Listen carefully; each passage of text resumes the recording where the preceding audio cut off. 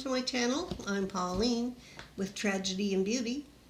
Today I'm going to discuss the hospital itself, the old building, and going from, to a newer building out west to coming east to an older building that was about to be taken down.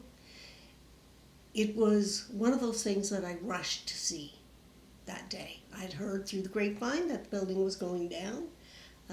All the people had been moved to the newer hospital, and so I thought I would love to see that and just see one building implode, but also to see what happens around that building, because after a couple of years of being there, I kind of had that idea and the feeling that I think there's people that are trapped soul-wise inside that building. And I want to see what happens when it goes down. Like, actually, I've never seen one before, an implosion, so I thought I would really like to see that. So anyway, I got the kids in the car and away we went, and we went to the top of the hill that actually looks over the buildings, and you can see the hospital. Right where I wanted to park, just a little back so I could see the whole parameter of the hospital. And I was telling the children, what to expect. And I said, it might be a lot of noise. I don't know. There could be smoke. I don't know. But as they were getting ready with a countdown, the whole area went very dark. The blackest clouds that I've ever seen have rolled in. And it looked like thunder and lightning clouds. So we didn't get out of the car to see it, just because I really thought it was going to rain. The skies were very gloomy, and the atmosphere outside was very gloomy for thousands and thousands of people that had worked there. So as we're sitting there, I'm thinking, I can't imagine all the people that have died in that building and felt trapped. I felt that because there were so many spirits around and so many things happening unusually, that I felt that, this is something that I can understand, but I wonder what's going to happen with the souls, actually.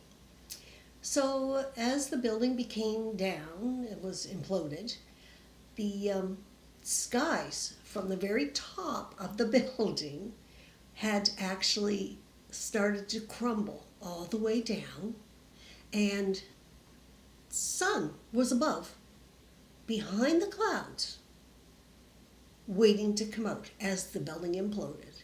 And it was the most awesome sight I have ever seen. I have never seen a building implode, but nor had I ever witnessed anything so dark and cloudy and full of energy as I did that day. The clouds had cleared beautifully, and when the rubble was left on the ground, the sun was shining as bright, beautiful, with a blue sky to boot, with not one cloud in the sky. And the heart-wrenching feeling I had right then was, this is the souls that have departed, finally. They've gone home to their resting place, and I was just elated to have watched that. And even this many years later, it's been one thing I can always recall, is that feeling that the haunted people had left and they were called home by their families and could now be with their loved ones. The new building didn't quite have the same kind of drama in it that I've been working in, but give it a short time and it definitely would have that. And one thing, I don't know if you've ever noticed, but you get that certain feeling when something's about to happen. You feel, let's say you walk into a room and you feel, oh, this isn't feeling very good. And some days it's like, oh, I'm so happy to be here. I can't really explain. I'm just elated. And what happens with those feelings for you is that you're actually feeling the energy of the people in that room. So if there's a lot of negative energy, you can appreciate that you're going to be feeling it as well as them because they're feeding off one another. So when you come into positive, happy energy, they're very, very full of positive energy. They're giving off vibes that you yourself can feel. And the empath can actually feel these things that are going on. So just think of one thing I like to say is think of one way of sitting next to somebody in a crowded lobby and you feel them radiating heat onto your side. You feel them, they feel warm. That's because they care. The first thing is not that anybody turned up their furnace, it's because they're giving off an energetic heat. And that heat actually is pretty much saying, yeah, I can accept you sitting there. Likewise, if there's somebody that's really cold, standoffish, having a crappy day, and they don't want to be in there, they're going to give off a negative energy. And I go through this because of why. If you in the distance here, we're going to be talking about that as per patient care, and one of the things that affects patient care. So you yourself have the ability to change how you feel and how you make others feel. So a lot of times you will brush up against somebody and you'll notice they're either hot feeling or they're warm feeling. And maybe they're a little cold, and sometimes they're really cold. And you almost get a feeling, I don't want to be here, I want to go, like I want to be somewhere else. When you get that feeling, you're probably best to boot out of there. If you're of positive energy, you want to take that somewhere else with you. Because all the negative people are just heating up the room. And you could probably feel it when they talk bad about people, when they're in a group meeting where they're very negative and want their thoughts heard or their feelings felt. You can do something about that. But meanwhile, first thing you can do is take notice of things like that and move out. If it's very positive, enjoy your stay because these people are very nice to deal with.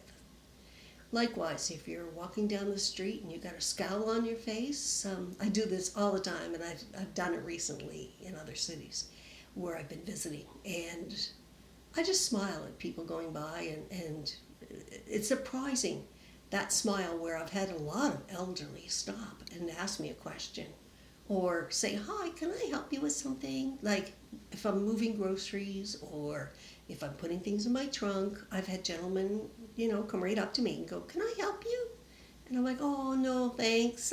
I'm just putting a couple bags in, but thank you very much.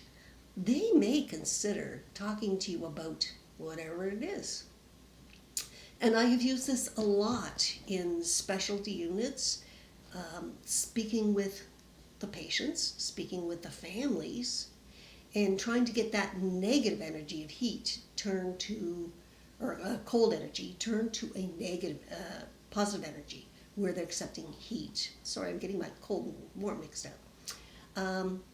Still, once I get this person on my side, so I can let them open up, if they're angry about a loved one or a person, that's, let's say in jail for something that they did do, it's kind of really hard, especially if we have people coming in with handcuffs on and they're strapped to the bed with cuffs and the cops are right there. That feeling of working with them is like, for me, it's no big problem. I'm going to deal with this the best I can. And you know what? The guy in the handcuffs tucked to the bed, well, he's going to get a lot of TLC anyway. Doesn't matter what he's coming for. If he's been hit by a bar across the head and quite a few cracks in his skull, I'm going to give him the same kind of love and, patience as I do the rest. A lot of older chest painters come in, and again, they are so worried about, are they having a heart attack, and why are they strapped to the bed? Well, they know why they're strapped, right? Because it's what they did. But they don't expect to be tended to pleasantly. And that's where I get to turn their spectrum around to a positive, not a negative. I'm not going to be mean. I'm not going to mislead them into thinking they're not the right person for me. By all means, you're probably the best person. I'm the best person you could probably get right now today. Because a lot of younger nurses are afraid of them, and a lot of doctors are afraid of them. Because I don't know if you're in for an assault. I don't know if you're in for murder. I don't know. I mean, there was a place where I worked right behind the maximum security prison, and we were forever either getting fights or chest painters from the elderly.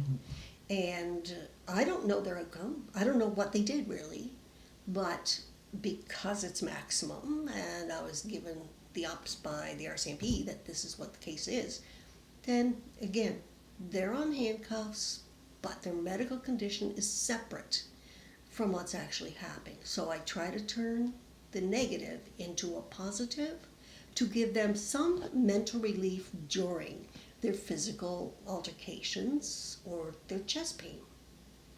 In which case, that happens quite nicely, and they do the turnaround of thanking you after the fact.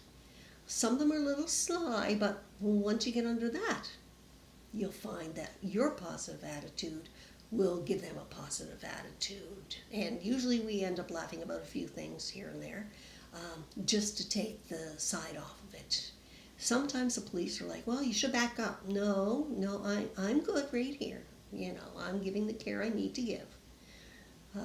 So I want you to be, confident that your negative can turn a positive and allow the person coming on with you that you're dealing with a positive experience.